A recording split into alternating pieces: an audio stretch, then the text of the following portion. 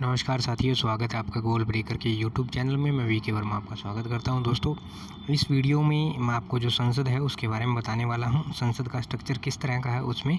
तो Indian politics की है हमारी पहली वीडियो रहेगी। ये वीडियो उन विद्यार्थियों के लिए है जो विद्यार्थी कंपटीशन एग्ज़ाम की तैयारी कर रहे हैं। तो दोस्तों, इस वीडियो को शेयर करना अपने कंपटीशन एग्ज़ाम जो भी अगर आपके कोई साथी करते हैं या आप पर्सनली अगर नॉर्मल नॉलेज के लिए आप देखना चाहो तो इस वीडियो को देख सकते हो। अदरवाइज़ उन्हीं बच्चों के लिए है जो स्टूडेंट्स कंपटीशन की तैयारी कर रहे हैं या जो स्टूडेंट्स पढ़ते हैं। तो दोस्तों, वीडियो को शुरू करते हैं और मैं दिखाता हूँ आपको पूरा एक मैंने स्ट्रक्चर जो बना रखा है उसके ऊपर ले चलता हूँ। सो दोस्तों, मैंने इसके अंदर पहले से ही जो बातें हैं वो लिख करके रख रखी है और उसमें मैं आपको इसमें सिर्फ बताने के लिए लाया हूँ। अगर लिख करके मैं बताता हूँ तो आपको वीडियो लंबी हो जाएगी और देखने में मज़ा भी नहीं आएगा। तो मैंने जो सारी बातें हैं वो लिख रखी है। सबसे पहले हम संसद की बात करते हैं।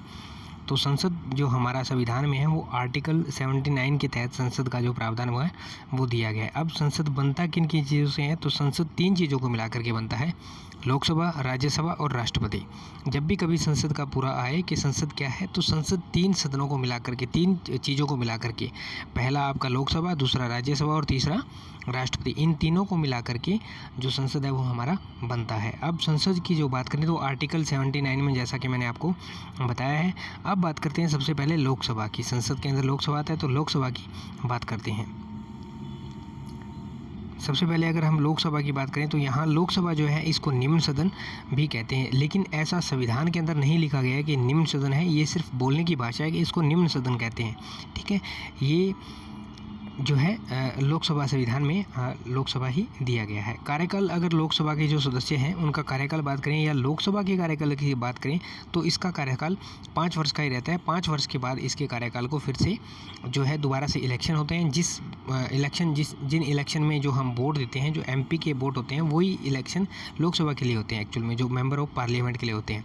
ठीक है, और अगर इसको बीच में चाहे तो बीच में इस लोकसभा के सत्र को भंग किया जा सकता है। उसके लिए मैं आपको किसी अन्य वीडियो में बता दूंगा कि जिस तरह से अविश्वास प्रस्ताव होता है, विश्वास प्रस्ताव होता है, उनके अंदर वो बातें की जाती हैं।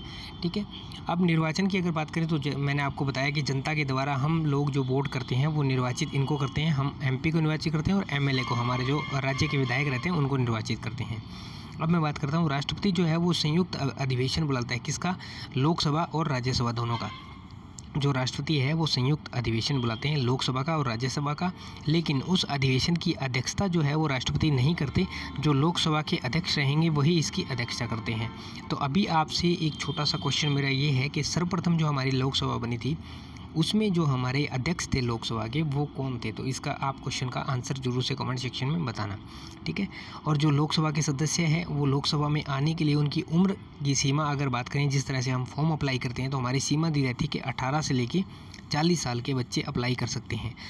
जो मिनिमम एज है वो 18 साल रखी गई है। तो यहाँ जो मिनिमम एज है वो 25 ईयर आपकी लोकसभा में मिनिमम एज है। और लोकसभा का जो आर्टिकल है वो मैंने आपको बताया कि 81 में जो संविधान अनुच्छेद है उसके अंदर लोकसभा का वर्णन किया गया है। अब हम चलते हैं नीचे।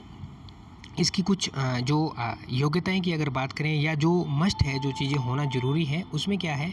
भारत का नागरिक होना चाहिए, 25 वर्ष की आयु होना चाहिए। अब अगर इसमें सदस्य की हम बात करें तो सदस्य क्या होते हैं? 552 जो हमारे संविधान है उसके अंदर मैक्सिमम सदस्य की बात की गई है। लेकिन अभी जो वर्तमान की अगर हम बात करें तो 545 सदस्य हमारे वर्तमान में हैं। ठीक है, जिसके अंदर से 2 तो हमारे एंग्लो इंडियन सदस्य हैं। एंग्लो इंडियन वो सदस्य होते हैं जैसे हमारे देश में ब्रिटिशर्स का राज रहा और अदर जो डच आए और 3-4 जो विदेशी हमारे देश में रह करके गए हैं, उनकी संतान जो हमारे देश में रही है, यानी कि उन लोगों ने यहाँ की महिलाओं से विवाह किया। विवाह के पश्चात उनके बच्चे हुए। लेकिन जब आज़ादी का समय आया तो वो लोग क्या हुए? उन विवाहित पत्नियों को और उनके जो भी संतानें हैं उनको छोड़ करके यहीं इंडिया में ही, भारत में ही, हमारे देश में छोड़ करके चले गए खुद अपने देश में, जहाँ के वो अगर डच थे तो डच या पुर्तगाली थे तो पुर्तगाल में, या फिर इंग्लैंड के जो अंग्रेज़ थे वो वहाँ चले गए। तो उनकी जो विवाहित पत्नियाँ थी और उनके जो पुत्र या पुत्रियाँ या संतानें जो भी थी उनको छोड़ करके यहाँ चले गए, तो उनको एंग्लो इंडियन या एंग्लो इंडियन कहा गया, आंग्ल भारतीय उनको बोला गया है। उन लोगों के लिए हमारे जो संविधान निर्माता है उन्होंने क्या किया कि एंग्लो इंडियन के लिए 2 ये रख दिया ताकि ये उन लोगों को ऐसा ना लगे कि हमारे लिए जो हमारा संविधान बना है उसमें संविधान में ऐसा कुछ नहीं है, प्रावधान नहीं दिया गया, तो ये उनके लिए रखा गया है।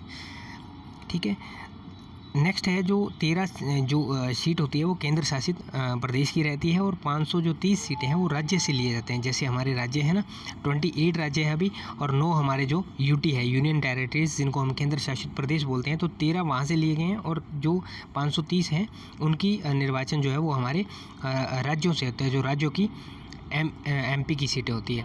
और अगर टोटल जो 552 है उनकी हम बात करें तो उसके अंदर जो 530 तो हमारे राज्यों से है ये, लेकिन केंद्र शासित प्रदेश से 20 बन जाते हैं।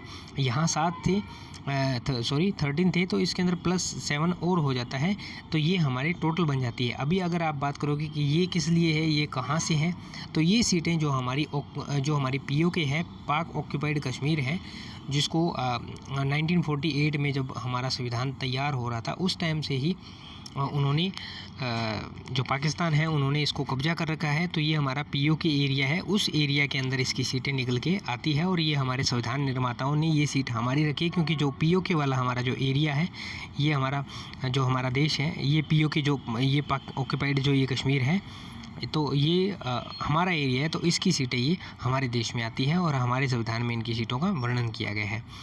अब यहाँ पे जो जितनी भी मंत्री परिषद होती है, मंत्री परिषद वगैरह के लिए आपको एक सेपरेट वीडियो में बताया जाएगा। जितने भी मंत्री परिषद हैं उनके अंदर जो सामूहिक रूप से जो होती है वो लोकसभा के प्रति उत्तरदायी होती है मंत्री परिषद। और अगर इंडिविजुअली अगर हम बात करें अपने एकल रूप से, तो आप इसमें कमेंट करके बताना कि वो अपने एकल रूप से, सामूहिक रूप से तो लोकसभा के प्रति उत्तरदायी है, लेकिन अगर सिंगल पार्टिसिपेंट की अगर हम बात करें, एक पर्सन की बात करें, तो वो किसके प्रति उत्तरदायी रहता है, ये आप कमेंट सेक्शन में ज़रूर बताना। अब मैंने आपको लोकसभा के बारे में बताया, अगर लोकसभा के बारे में आपका कोई डाउट रह गया हो तो आप कमेंट सेक्शन में करके कमेंट पूछ लेना। हालाँकि मैंने आपको सिर्फ इतनी जो बातें बताई है, ये मेन टॉपिक मैंने उठा करके आपको बताए हैं। इसके अंदर बहुत सारे टॉपिक और बन सकते हैं, लेकिन ये टॉपिक इस तरह के हैं जिन टॉपिक के ऊपर आपका जो क्वेश्चन है वो बनता रहता है। और मेन जो क्वेश्चन इसके अंदर जो बनेंगे, जैसे आपका किस अनुच्छेद के अंदर इसका वर्णन किया गया है, नंबर 2 पे जो वर्तमान में हमारे लोकसभा अध्यक्ष कौन है, नंबर 3 पे जो हमारे प्रारंभिक लोकसभा थी उसके अध्यक्ष कौन थे, जो लोकसभा सदस्य चुना जाता है उसकी उम्र कितनी रहती है, और जो लोकसभा का अध्यक्ष बनाया जाता है वो ही निर्वाचित सदस्यों में से ही बनाया जाता है।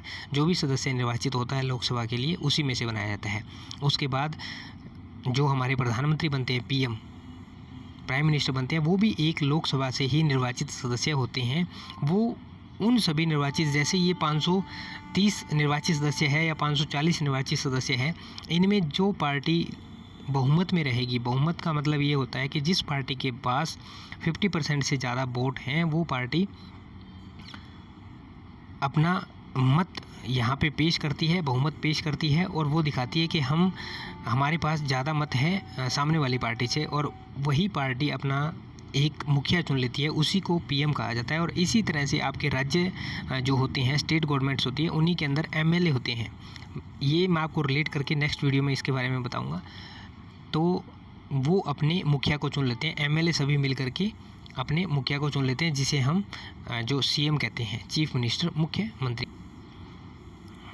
अब मैं बात करता हूँ राज्यसभा की। अब राज्यसभा की अगर हम बात करें तो राज्यसभा जो है वो हमारे आर्टिकल 80 के अंदर आता है। हमारे आर्टिकल नंबर 80 के अंदर हमारे संविधान के जो अनुच्छेद 80 है उसमें राज्यसभा का वर्णन दिया गया है। राज्यसभा को उच्च सदन भी कहा जाता है। ऐसा संविधान में नहीं है उच्च सदन, ये सिर्फ बोलने की भाषा मात्र है राज्यसभा। और एक क्वेश्चन आपसे मैं और बताना चाहूँगा, जो कि कई बार जो एग्ज़ाम हैं उनके अंदर जो पूछा गया है। जो लोकसभा है, ये जो जिसको निम्न सदन बोल रहे हैं, ये लोकसभा जो जनता का सदन है, इसको जनता का सदन भी बोलते हैं। तो इसमें क्या होता है, इसको हाउस ऑफ पीपल्स की जो है वो भी बोला जाता है। और ये जो इसको हाउस ऑफ पीपल का जो नाम दिया गया है, ये कब दिया गया है, ये क्वेश्चन कई बार आया है, जो कि 1954 के अंदर दिया गया है। 1954 के अंदर इसको हाउस ऑफ पीपल्स के नाम से जो नाम है वो दिया गया है। ठीक है, आगे बात करते हैं। जो राज्यसभा के सदस्य हैं, वहाँ पे लोकसभा के सदस्यों का जो कार्यकाल था वो 5 वर्ष का था। राज्यसभा के जो सदस्य होते हैं उनका कार्यकाल 6 वर्ष का होता है।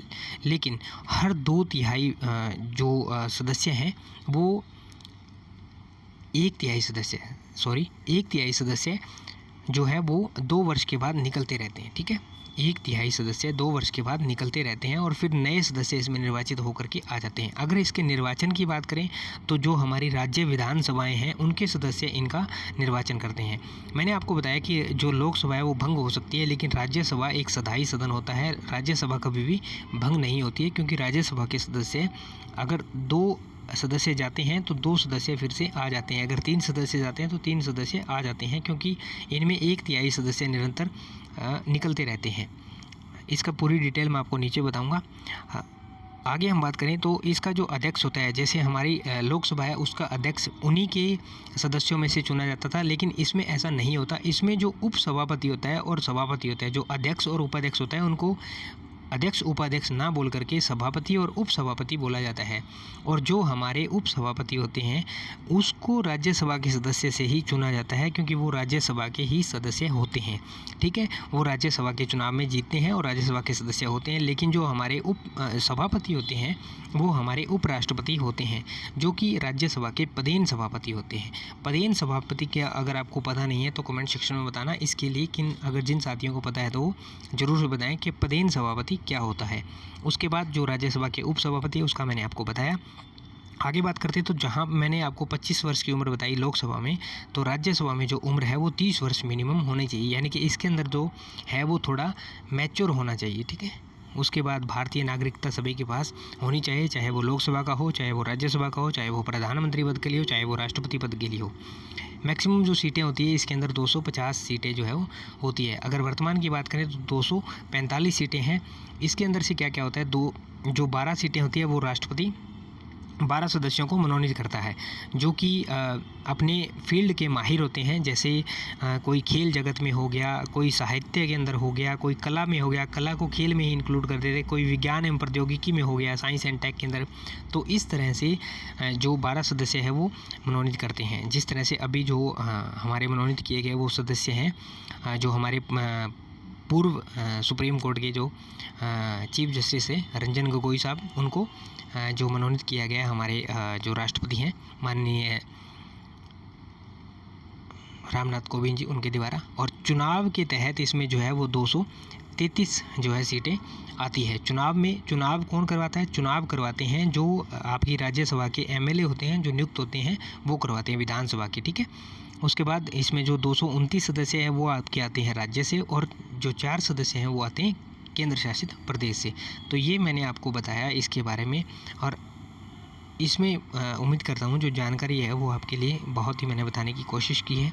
वीडियो अगर अच्छा लगा हो तो वीडियो दोस्तों के साथ शेयर करना, चैनल पर अगर नए आए हो तो सब्सक्राइब करना, और इस तरह की वीडियो मैं आपके लिए अब डेली डालने की कोशिश करूँगा। और एक मैथ की जो है उसके लिए भी मैंने एक जो साथी हैं उनके साथ बात की है, तो आपकी मैथ के लिए जो वीडियोज़ हैं वो प्रोवाइड करवाने की कोशिश भरपूर चल रही है। उसके साथ आपकी जीके या फिर जीएस या फिर जो रीजनिंग आपकी रहती है उसके लिए वीडियो जो है वो प्रोवाइड करने की कोशिश चल रही है। तो चैनल पर बने रहिएगा, अगर नए आए तो सब्सक्राइब कर लेना। मिलते हैं नेक्स्ट वीडियो में नेक्स्ट अपडेट के साथ, तब तक के लिए जय हिंद, जय भारत, वंदे मातरम साथियों।